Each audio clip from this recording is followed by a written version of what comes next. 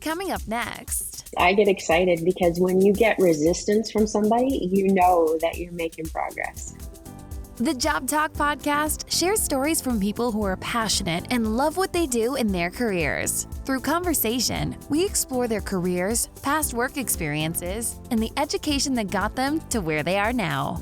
We are putting together a Career Crisis Ultimate interview series. We are asking experts to give their best advice and guidance around work anxiety, career pressures, career goal setting, and ultimately, career transformation. To learn more about this special interview series and get notified when it's available, please visit our webpage at thejobtalk.com/help. This is the shortened version from our in-depth conversation. Please visit thejobtalk.com to find the full episode. Today's guest is Jennifer Kirkelund. Here's our Job Talk with a leadership and career coach. What do you think you love most about being a coach? I just love joining people on a journey. I love meeting new people and hearing about their backgrounds and their career history.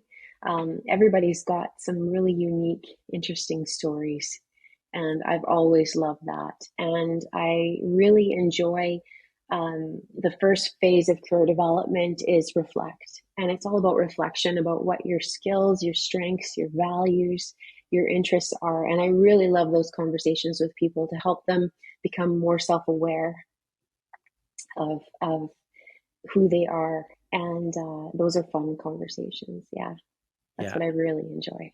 And I love to see them going through this journey and then finally entering, whether it's going back to school or finding a job or even making changes within their current role to become more effective in the role that they already have is really meaningful and really satisfying for me. Yes. And some of your biggest challenges when you're working with a client? Sometimes people get stuck and they work so hard to stay stuck. Sometimes people fear possibilities and options. The fear of change can be huge for people. And so that can be challenging. But I enjoy a good challenge. And I really like to ask some thought-provoking questions, using some different interventions to help them kind of get an idea of where that fear is coming from, how that started, and ways to work through that so that they could, almost telling people that let's do a little bit of shopping. Instead of making a commitment and deciding right here, right now, this is what you want to do, why don't we just kind of address the fear and talk about it and work through it? But then let's kind of look to see what's going on over here out this door to see what could be possible. And then once we look to see what might be possible for you, then we'll come back and address that with the concerns that you have. Yeah.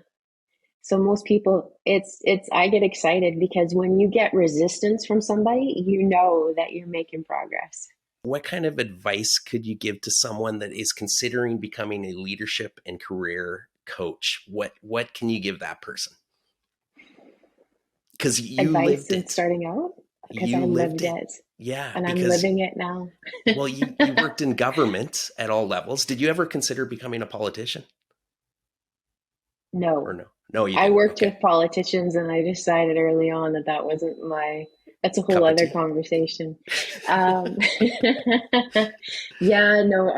roles that I did with the politicians, and I mean, that was a really great learning experience. I'm so thankful for that because that helped me not only to connect with Albertans and to hear what was going on for them, but also to, when I would see Joe Albertan yelling at a politician, I was like, no, I don't think that's for me.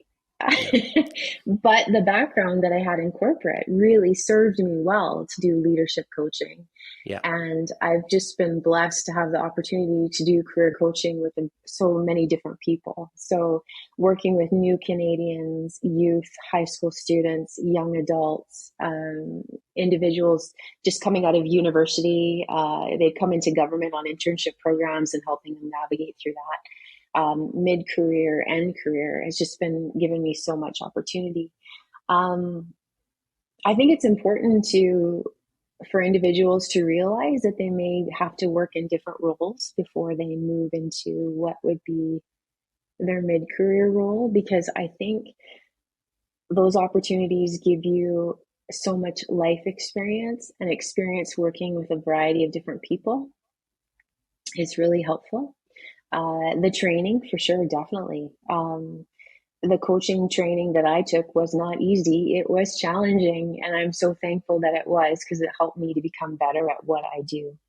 And it's important too to be working in I'm not going to say just in corporate, but to have leadership roles as well, because it's important for you to know where the individual is coming from, and to have empathy for what they're experiencing and have an understanding of that as well.